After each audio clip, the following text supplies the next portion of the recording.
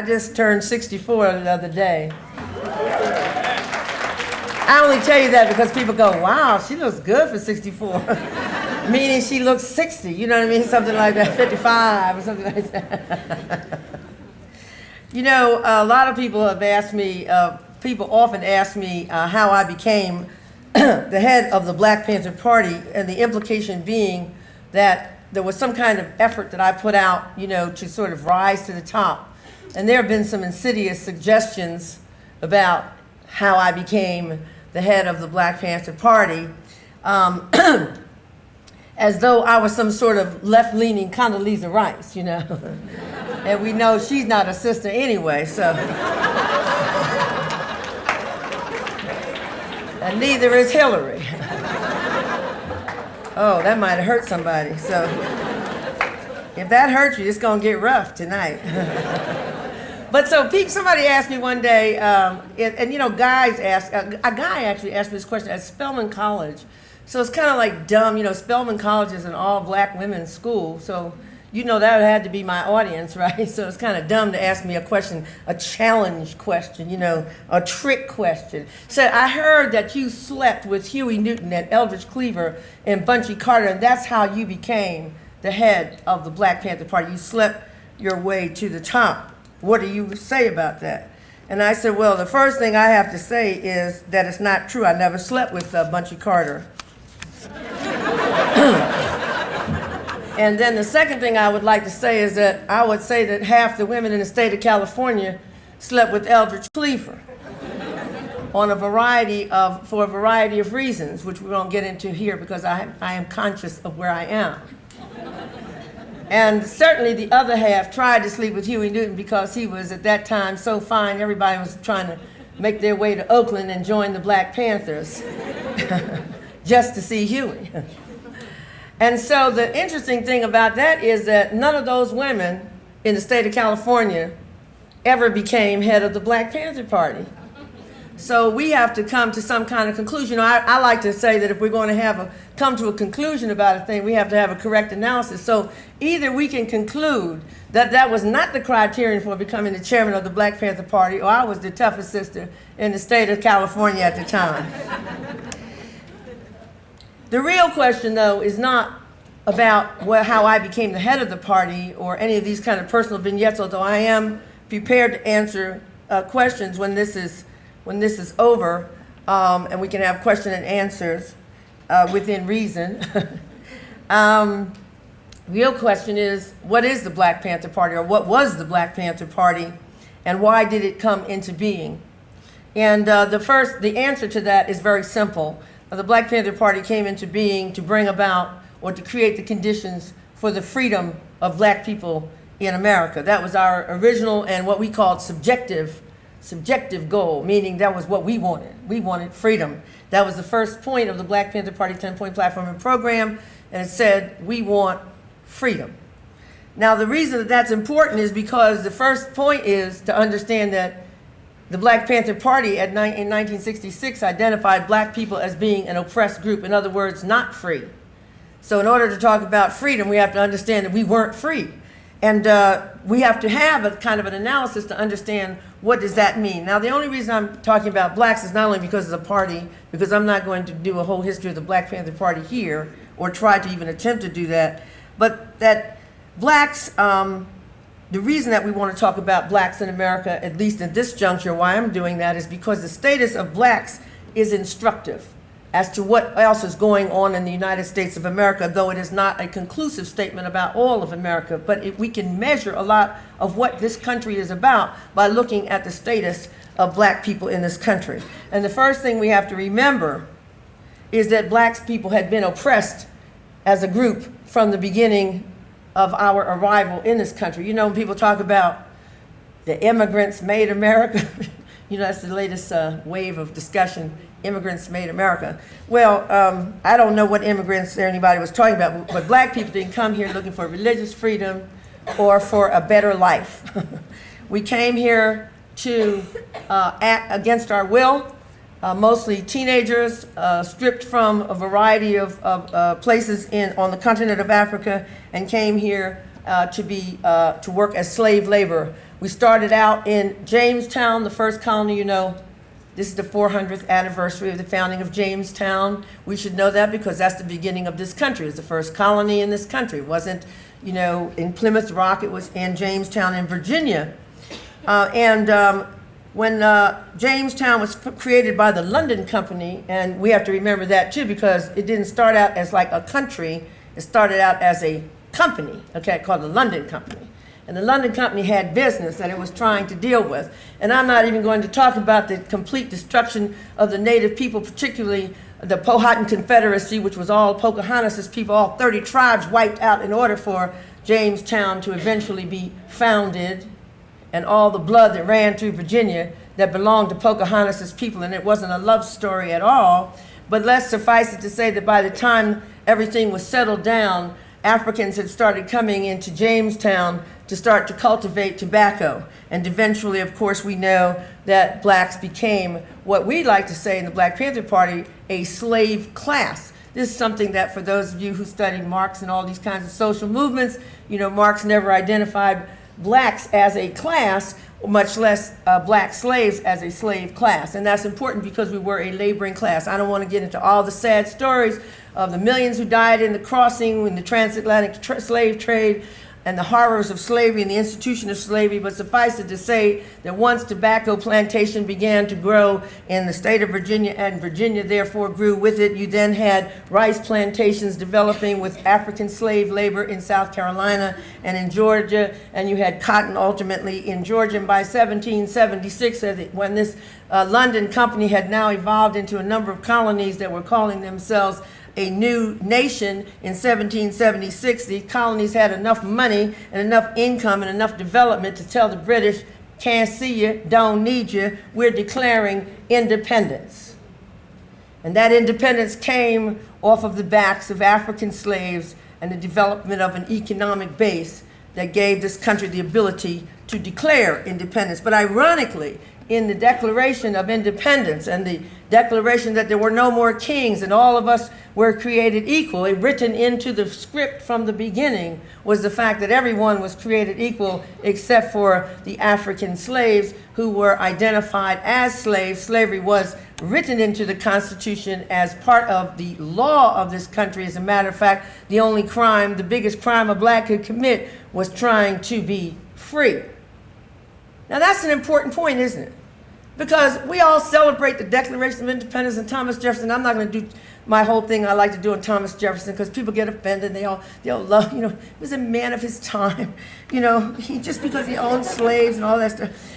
And so we have to remember that slavery was written into the law of the land. And people say, well, yes, and in the Constitution it said that blacks were only valued as 3/5 of a man. But that's not true. Blacks were not valued at all. They were counted as 3/5 of a man. And that's how Thomas Jefferson, of course, became the third president of the United States. And that history you can, review for yourself at some other point. But to suffice it to say that at 1776, blacks had been in slavery in America for 150 years. And that the entire base for the creation of an independent nation was based on the economies in the South, based on the slave labor of a slave class that had only one group of people in it, and that was African people who came to be called black people. So when we go forward in time to 1861, we find that by the time the Civil War broke out, or as it was about to break out, South Carolina rice planters, for example, were the richest men in the world. The rice of South Carolina and Georgia controlled the world market, and these people were the richest men in the world. Now, as they began to argue over where the country was headed, by 1863, the country was headed toward the Confederacy winning the war. The Confederacy was winning the war, we know, in 1863. And things were looking tough for Lincoln. And so Lincoln decided that as a necessary war measure, as he says in the Emancipation Proclamation, I'm going to free the slaves in the seceding states, which was really kind of interesting since Lincoln couldn't really free the slaves in the seceding states because they had a president and he was not it. Their president's name was Jefferson Davis. And he didn't have anything to do with those seceding states. But nevertheless, he understood that word would get out and that the labor base would be undercut of the South. And in fact, it did do that. And so the tide of war was changed. Now, you know, I have to make a little note here. This guy, Barack Obama, who's running for president, I'm not going to make any statements about his name, but Barack Obama, in his opening statement about in announcing his candidacy, said the most phenomenal thing I've ever heard a black person say in modern times. He said that not only did Lincoln, that he was a Lincoln Democrat, even though Lincoln was a Republican, but he was a Lincoln Democrat because he, like Lincoln, wanted to unite the country. This was all about uniting the country, according to Barack Obama. And that Lincoln ultimately did these incredible two things. One was to save the Union, to save the country, and free the slaves. I haven't heard anybody black in America say that Lincoln has freed the slaves in a very long time. Not since, you know, we used to lie about a bunch of other stuff like George Washington chopping down the church and all that kind of stuff.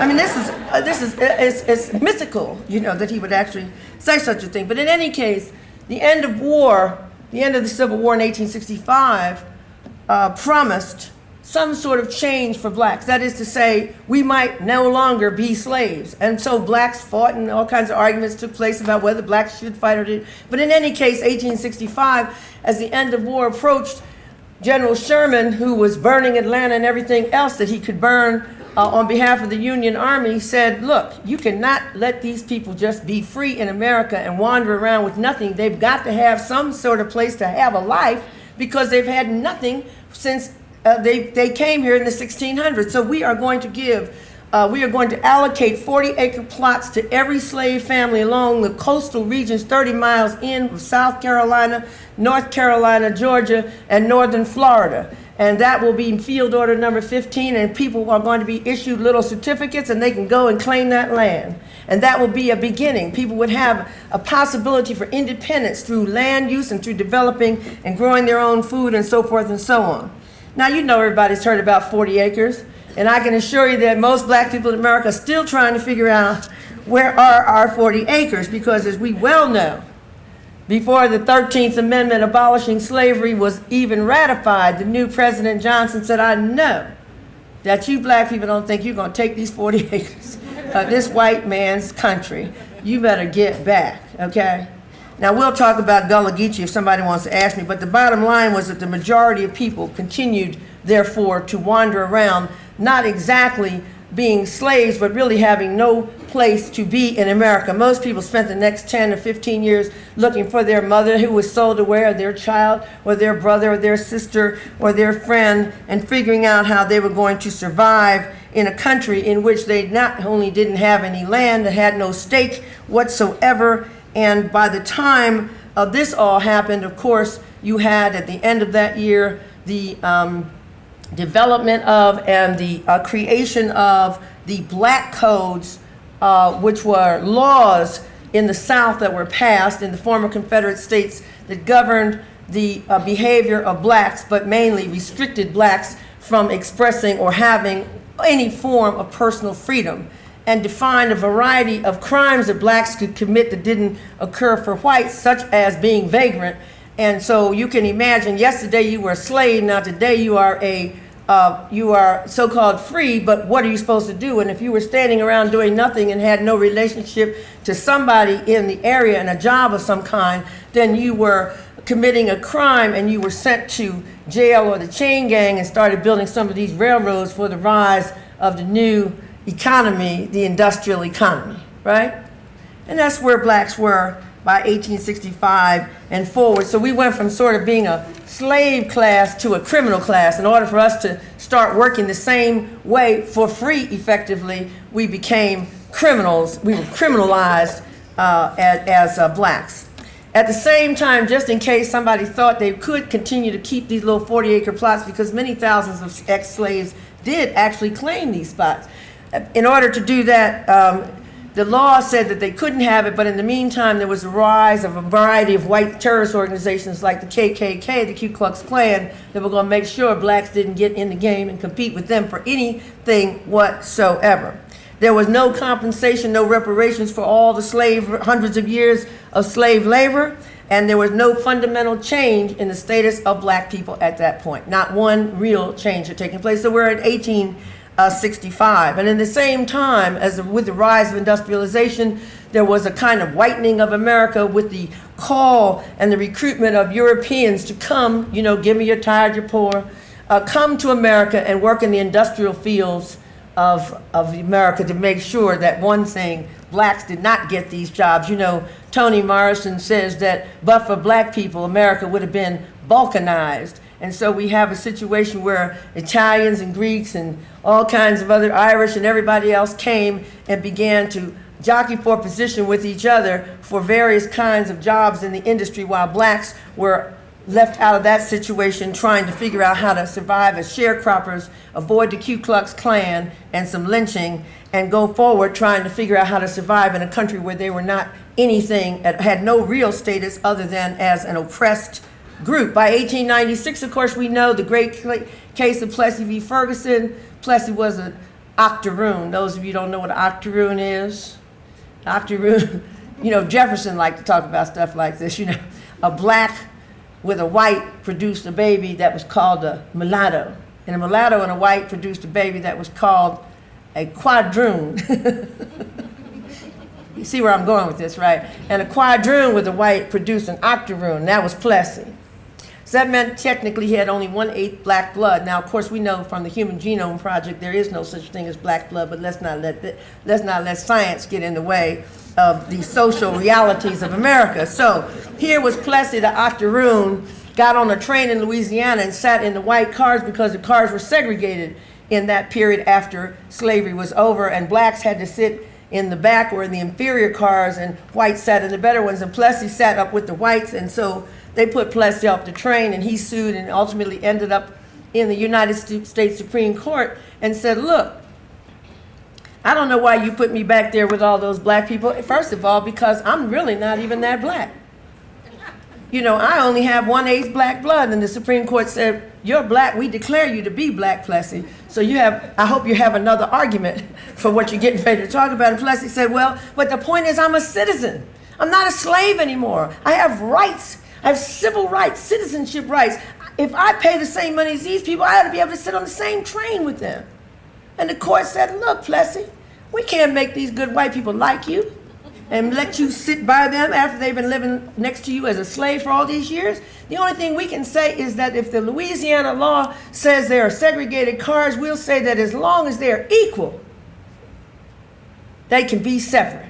Separate but equal doctrine is the beginning of what? American apartheid. The beginning of the wave of how black people are going to try to live in a country, again, in which we are absolutely discriminated against, and very specifically as blacks. Decades of struggle followed, of course.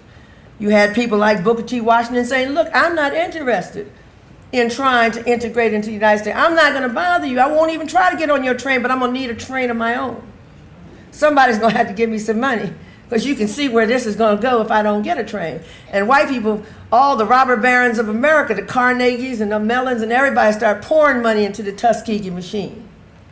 Marcus Garvey comes forward from Jamaica and says, this is a good idea. I love Booker T. Washington. We need an independent black economy.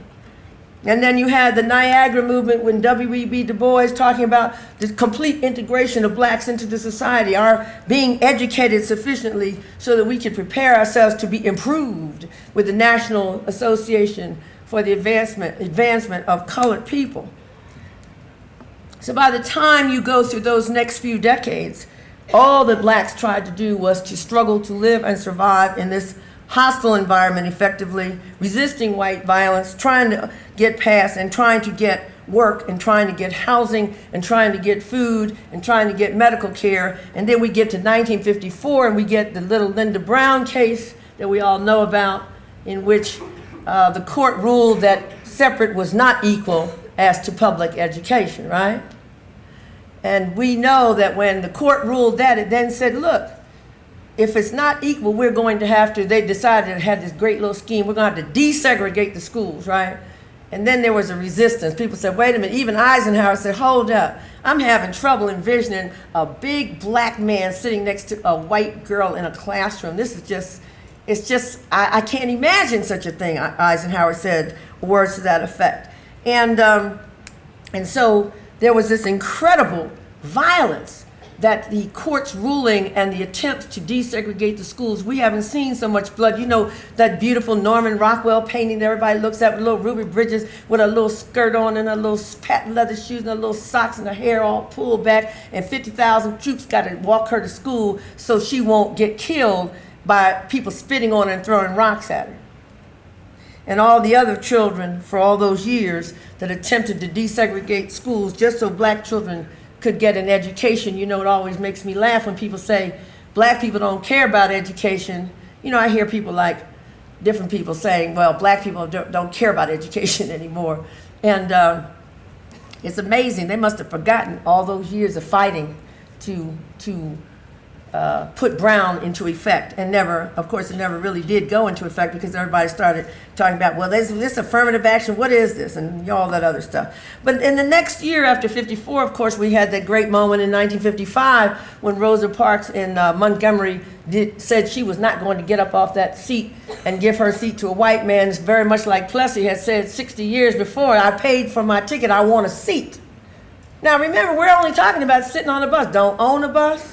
Don't have a little 40 acres, can't get a job, discriminated against, fighting lynching, all this stuff, talking about I paid my money, I want to get on the bus. That's all I want to do.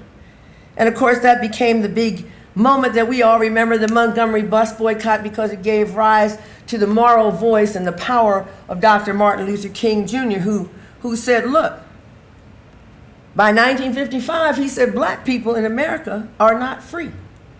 We're not free in the land of the free. So by 1955, we had the articulation that blacks were still not free in 1955. And we created not the civil rights movement, but a freedom movement. Oh, freedom over me. And before I'll be a slave, I'll be buried in my grave. That's what people sang. They didn't sing about, oh, civil rights. You know, people talking about freedom in 1955, all through the southern part of America as well as elsewhere. And new organizations began to arise, such as the SCLC, Martin Luther King's organization, Southern Christian Leadership Congress, Southern Christian Leadership Congress, I think it's Congress, I can't remember, CORE and SNCC, and all kinds of labor organizations, and everybody fighting to just find some way that we could live in this country and find what might be free. We had anti-lynching organizations and all that, and soon whites began to join the discussion and say, look, these people at least have a right to vote, you know, in America. Of course, you know, I'm always questioning that we got the vote but didn't get the land. I think I would have preferred the land you could have the vote, you know. But in any case, wonderful organizations like the Mississippi Freedom Democratic Party and Fannie Lou Hamer coming up to say, look, we at least have the right to vote. By 1964, after the Great March on Washington that nobody remembers, Martin Luther King said something about a dream, some little children going up a mountain, whatever. We don't remember what the dream was, much less who killed the dreamer.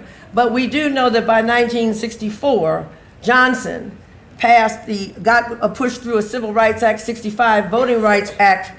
And so by this time we had, quote unquote, our civil rights as blacks. We don't know what it meant, but I can tell you that by that time Martin Luther King says, well, where do we go from here? Because when I look around and I see that we did achieve we have arrived to have certain so-called civil rights. But what we do know is that for black people, what is good in America we have half of, and what is bad we have double of. And by 1966, therefore, the Black Panther Party came into being to say, no, it is not good enough to talk about freedom and civil rights. We have to have a much bigger struggle. There has to be a fundamental struggle. There has been a long-standing denial of basic needs of black people for housing and health care and so forth, and violations of our human rights and brutal repression by police agencies in the country. No, freedom could not come by just marching, and it could not come by just making changes in the law. Freedom had to come with fundamental change in the scheme of things in America, because that was what gave rise to our oppression. The economic scheme had to be shifted so that something different would happen. And we said that freedom could only come if we fought for it. Now, this whole question of the violence versus the nonviolence of the Black Panther Party and Martin Luther King, this is not a real question. Martin Luther King by 1967 said, how can I talk about nonviolence in America when the American government is sending young black men and others to Vietnam to kill innocent people? How can I talk about nonviolence in the context of the murders that are going on in Vietnam? And the Black Panther Party said, look, the reason that the state says that it wants us to be nonviolent is because it reserves violence for itself. It perpetrates war around the world, but wants us to act in so-called nonviolent ways. And that's all we ever remember about Martin Luther King. He was nonviolent, had a dream, we don't know, but he was nonviolent, and that's the only thing you have to remember. But as we began to analyze our situation and talk about the means and strategies we would use to address the fundamental change, we realized, how can we talk about change in America, and how can we talk about the liberation and the freedom of black people in the context of the oppression of the native people? Locked on reservations in America, locked out of the country, land just completely ripped, driven out, the Cherokee and the Trail of Tears and all the things that we know happened to the native people. We say we cannot talk about the freedom of black people in the context of the oppression of the native people. And so we helped to formed a coalition with the American Indian movement called AIM. So how can we talk about the freedom of black people in America when the Chicanos of this country are in the fields picking the grapes and picking the food that this country is eating the same way the slave population of blacks had done another century before? So we could not, so we helped to form a coalition with the Brown Berets, and we formed a coalition with the United Farm Workers. So how can we talk about the freedom of black people in America when other Latinos were oppressed in the industrial North? And so we formed and helped to form a coalition and formed a coalition with the Young Lords, or the who were Puerto Ricans. And what about the poor whites living in the hollows of Appalachia? How can we talk about the freedom of black people when poor whites were living like dogs without running water? We said we could not, and so we helped to form a coalition with the Young Patriot organization operating out of Chicago, Illinois. And how can we talk about our freedom in the context of the oppression of Asians in this country? And we formed a coalition with the Red Guard organization. And what about half the country who were women? How can we talk about black freedom when women were oppressed? And we said, and we were the only black organization to say that women's liberation was a part of the struggle of black people for freedom. And how can we talk about the freedom of black people in the context of the oppression of gay people in America? And the Black Panther Party stood alone and said that gay liberation was a part of our struggle. And how can we talk about the freedom of black people in the context of the isolation and the repression and oppression of disabled people? And we formed a coalition with the Center for Independent Living, who often called themselves the Quad Squad, and who was a militant, crazy, wheelchair-wheeling people who changed the law so that you do have wheelchair access to this day in Berkeley, California.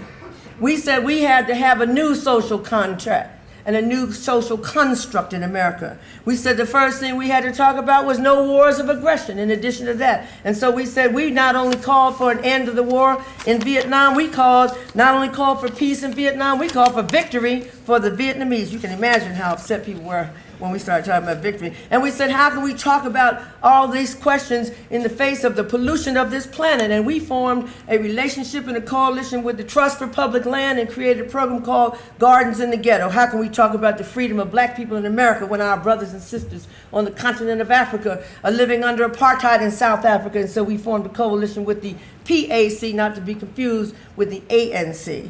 And how can we talk about our freedom when in Zimbabwe our people were oppressed? And so we formed a coalition with ZANU in Zimbabwe and Frelimo in Mozambique. And how can we talk about our freedom when Irish Catholics were living in Northern Ireland like dogs? And so we formed a coalition with the IRA and put money behind the election of Bernadette Devlin. And how can we talk about our freedom when the Palestinian people were oppressed? And we joined with the PLO, and we also joined with the FLN in Algeria. We formed alliances in China and in South America and in Central America, and had support groups of people, of progressive people in Europe and even in Tel Aviv, Israel. You can see what the problem is.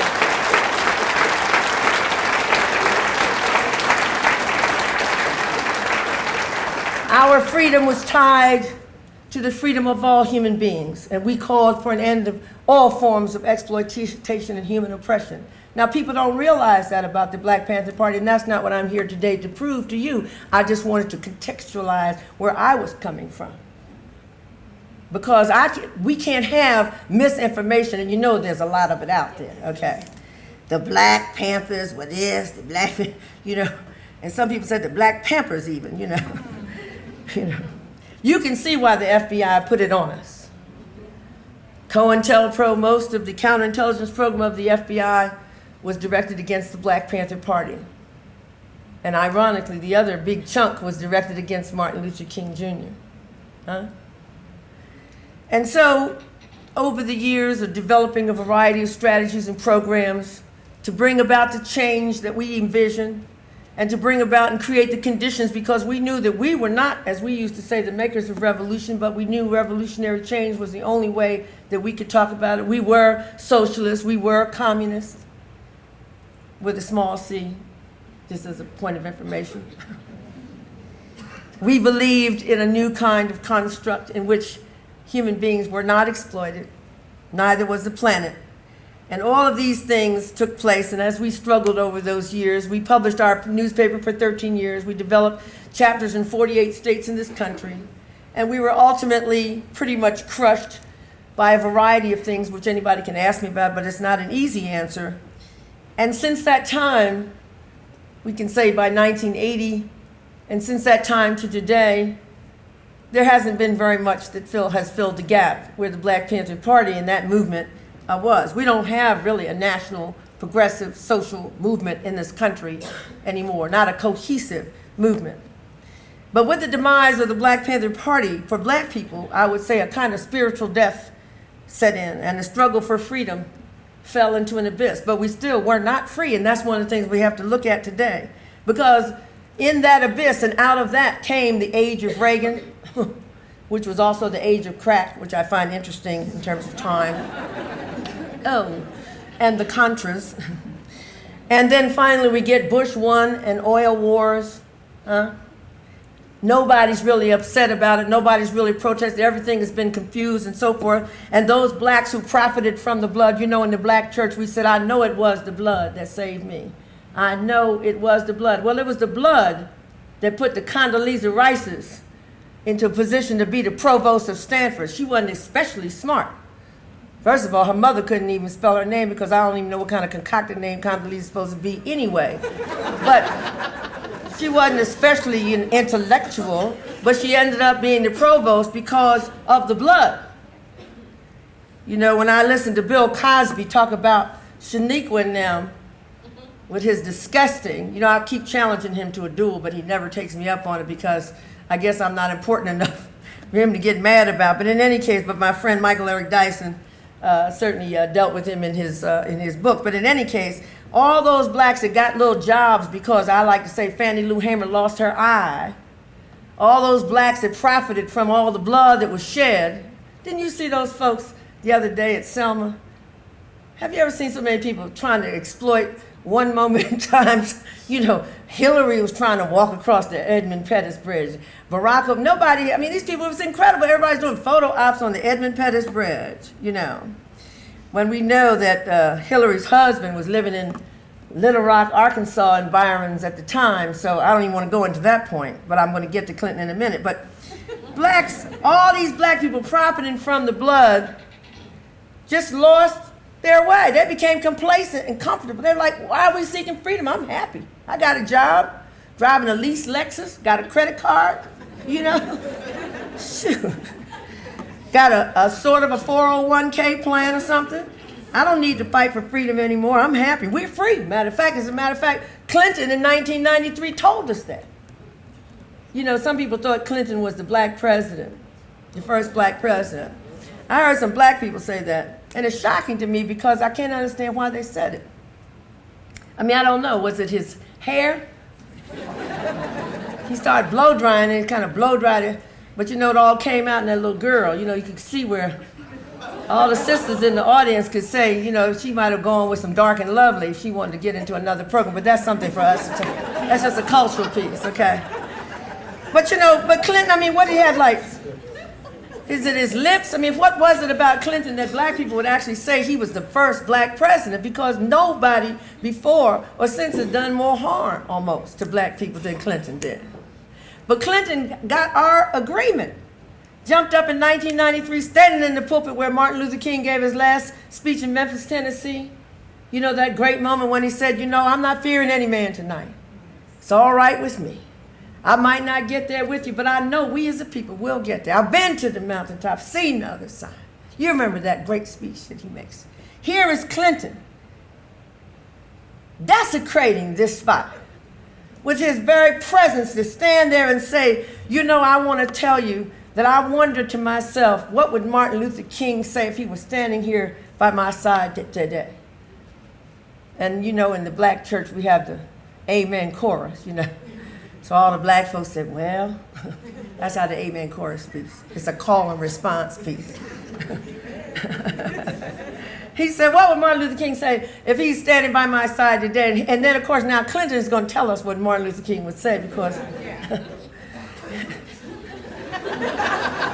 And so Clinton says, Martin would say, I died for your freedom, and look what you've done with it. And so people just hung their head in shame. They said, oh, Lord, look, what have we done? We didn't even know. He was going to tell us that too in a minute. But heck, nobody bothered to do an analysis on this because we don't do analyses on things. We just accept stuff and we hear it, but we don't think about it. Clinton says, Martin Luther King would say, I died for your freedom, but look what you've done with it. What's wrong with that sentence? Well, the first thing is Martin Luther King didn't die. He was killed.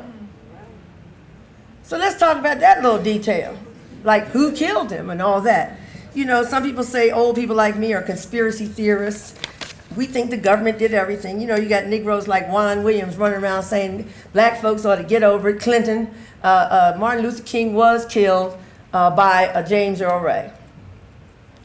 In any case, Clinton says, Martin Luther King said, I died for your freedom and look what you've done with it. So the presumption was that black people had at some point been free in America, but we had messed up our own freedom. Now I have to tell you, how did we mess up our own freedom? He says, well, here's what you've done. You've got this terrible black-on-black crime. And everybody's like, well, that's true.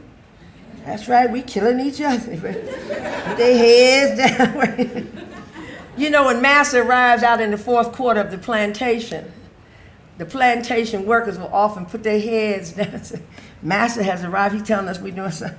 Clinton said, you have messed up your freedom because you are committing all this crime against each other. Now, nobody noticed anything interesting about that because, first of all, the largest percentage of crime is white-on-white crime. That's the largest amount of crime committed. Nobody goes, that horrible white-on-white crime, But there's something about black-on-black crime that's, we killing each other. Nobody talks about, everybody knows that if there's black-on-white crime, that's the death penalty anyway. And there is no white on black. It doesn't exist. And so we committing this white on white crime, I'm going to get into the analysis of that real quick. And then the other thing we did was the breakdown of the black family. You can't even keep your families intact. People like to tell us we're dysfunctional. Can't keep a family together. And the last thing was all those unwed black mothers having all those children out of wedlock. As though wedlock were the issue in the world, you know what I'm saying?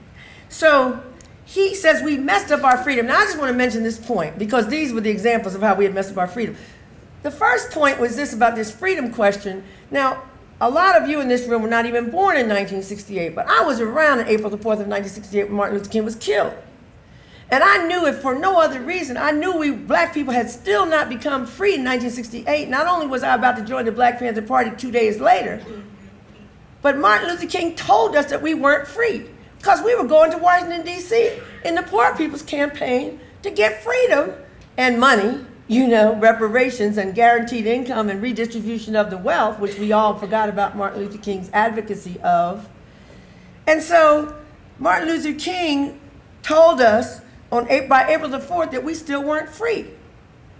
Now, I went to bed on April the 4th of 1968 in California, woke up that morning on April the 5th, and didn't see any real change taking place.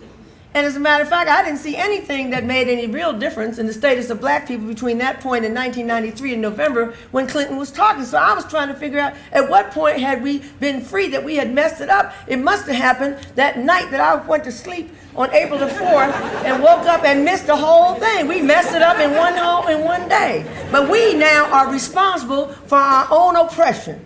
That was the amazing part. And that's the new kind of racism that's in America. It's not America's fault. There's something wrong with black people. Lazy, trifling, no good, wearing your pants down, stealing, robbing, criminal, all the same stuff that was said about us during slave days. And so he says, but I'm going to help you black people to come out of your problem. I'm going to give you an omnibus crime bill. We're going to call it the 3 strikes crime bill. We're going to put some folks away. We're going to make sure that you stop all this black on black crime. And of course we know that within that 10 years since that bill was passed, voted on by any number of black members of the Black Congressional Caucus, the prison population of America has doubled in those 10 years. And then here's another thing I'm gonna do about all those little unwed girls having all those unwed mothers having all those babies out of wedlock. I'm gonna stop that because they keep getting our money and our tax money and they're not working. They need to get up and stop laying down and having all those babies. And everybody in the country went, you know, you're right. Especially the feminists. Remember them? The Gloria Steinem kind of feminists? What I like to call the upper middle class feminists who had become complacent like the blacks. And they were just looking at the glass ceiling of the corporations and say, hey, we got jobs now. I'm not angry about anything.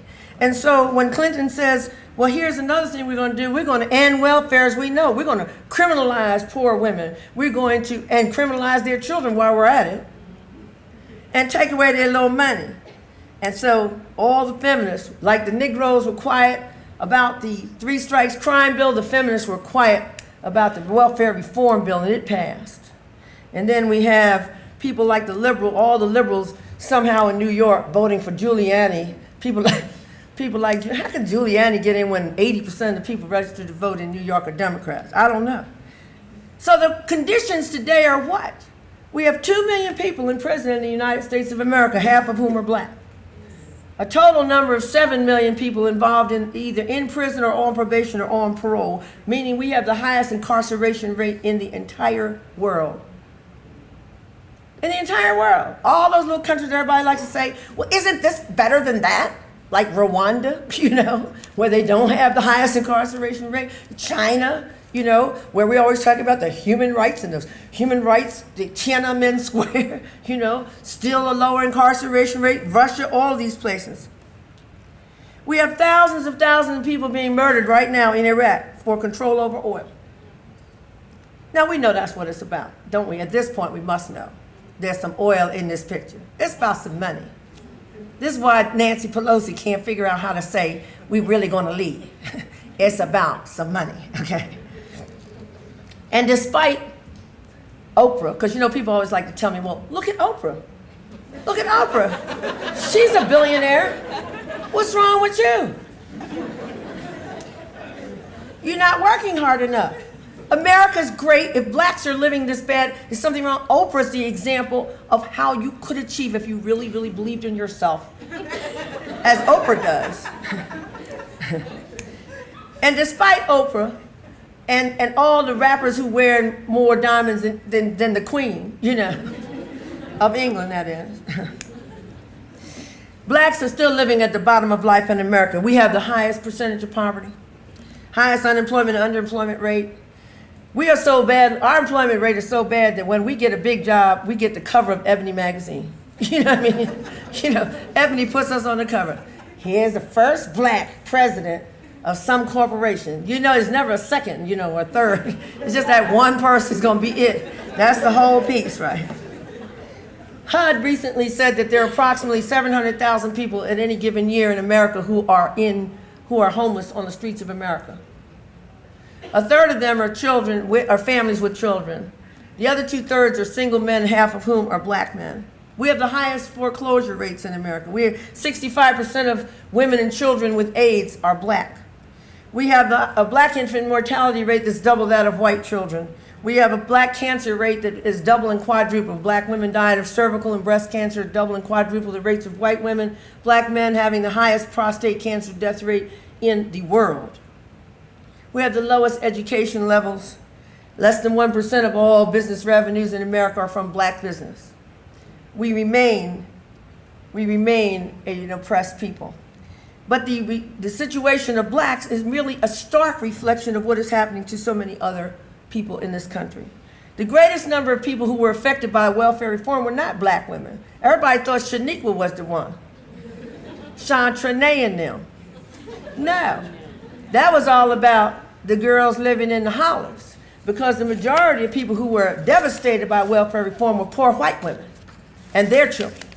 Nobody even spoke up for them, not even Gloria Steinem. The prisons are occupied in half by blacks, but all the people in prison are poor. You don't know anybody rich in prison. Scooter's not going. You know Scooter's not going to be up in the joint. Come on. What's he going to do, join the Aryan Brotherhood? You know, Scooter will not be in the joint. Trust me on this one, okay? There are no Scooters in the joint. Everybody's poor. Poor Mexicans, poor whites, and everything else. A few Asians thrown in. And some other thing, whatever little groups, they're all poor though, because rich people don't go to prison. So it tells us a lot about the nature, the political nature of crime and punishment in America. And despite the whining of Lou Dobbs, you know, Lou has really gone crazy and taken over the airwaves. And the only reason I like Lou is because he hates Bush so much. You know, but Lou has gone buck crazy. He has made illegal aliens or illegal Mexicans his thing. Whether they're illegal or not, Mexicans are still living at the bottom of life in America anyway. Which I don't even want to talk about the whole concept of the notion of illegal immigrants. All the white people that came in the 1800s, well, they were all legal. You know, what is that? Well, the blacks, we were legal immigrants. You know, what kind of statement is legal and illegal immigrants? You know, we're talking about some Mexicans, first of all. We're not talking about illegal French immigrants. And I know some illegal French immigrants. I lived in France. No, you're laughing, but I know some illegal. You go to Miami, you will see some illegal French immigrants. You know, and they don't even bother to speak English. They have a whole little French world down there in Miami. You don't believe me, but I'm telling you it's true. I lived in France for a long time. I'm telling you about some illegal French. And not to count illegal English. Nobody's worried about any illegal Germans. You know this is a race question, in addition to a number of other questions. Millions of people in America, black, white, otherwise, are unable to even get minimal medical attention, any kind of decent health care. And that now includes Iraqi war veterans, doesn't it? Ain't that deep?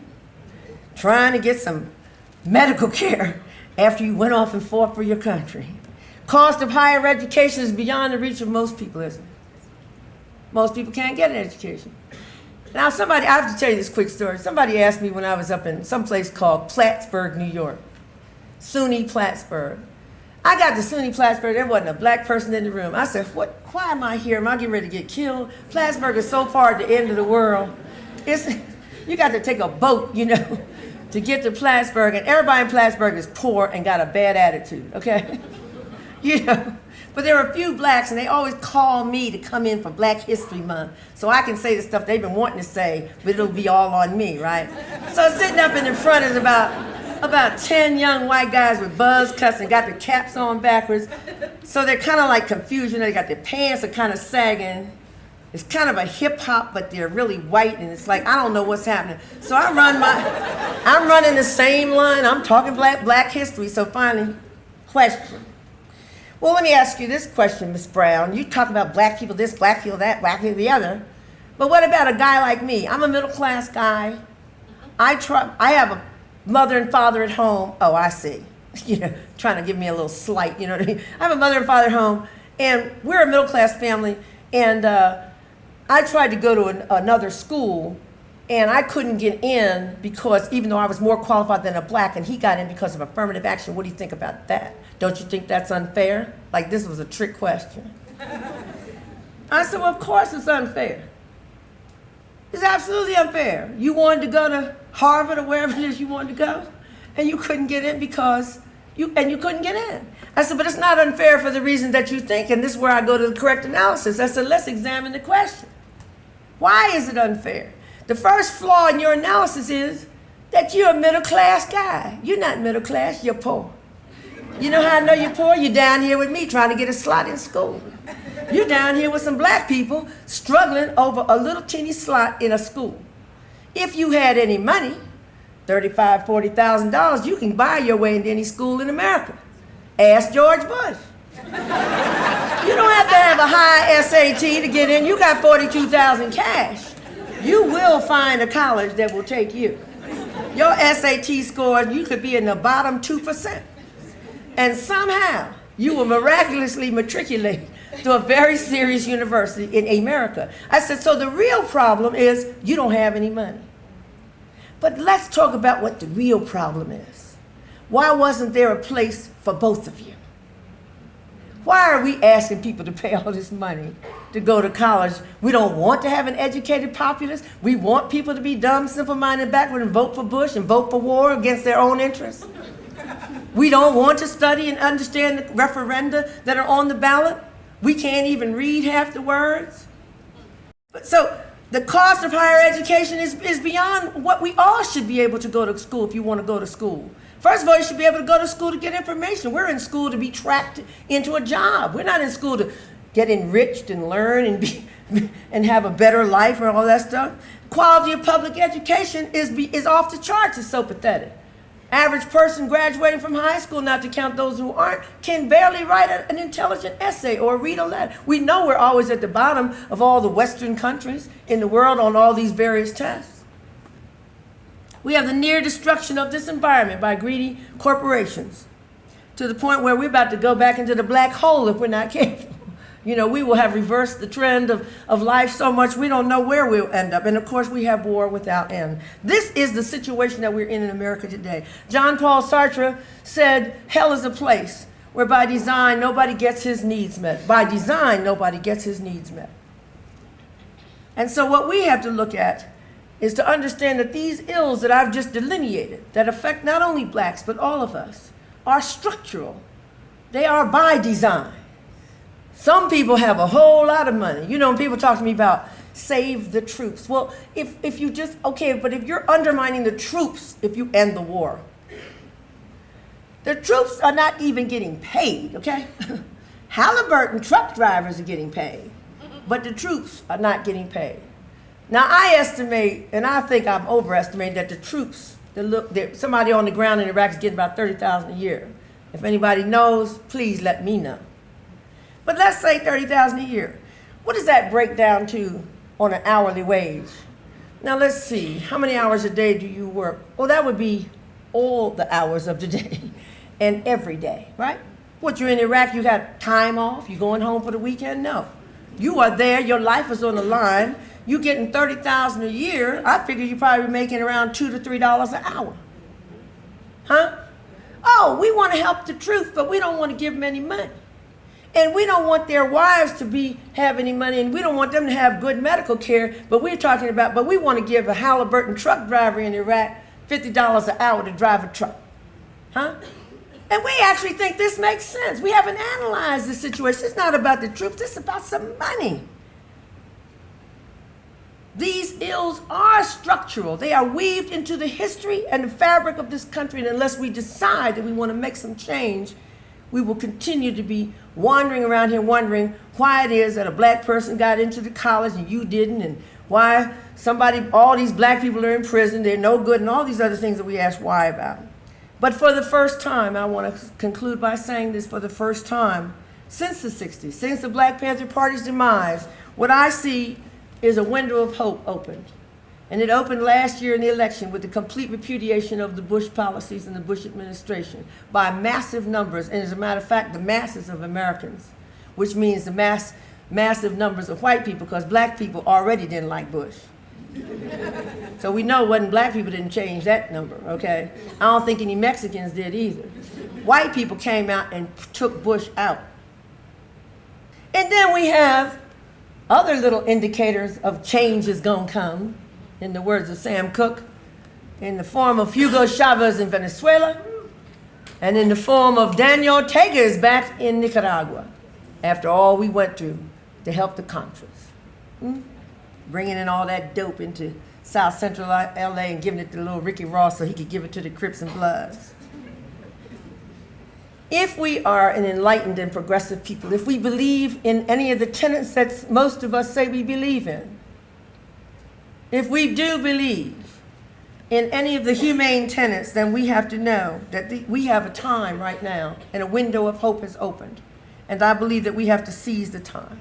I believe we have to resurrect an agenda. We can look to the Black Panthers, we can look to anyone else, but we have to resurrect an agenda for peace and an agenda for peace and for freedom, because I don't think that we can have any peace without freedom. I think that we can rise up once again and say, as we used to say, and mean it this time, and maybe do something this time, say power to the people, power to the people. Thank you very much.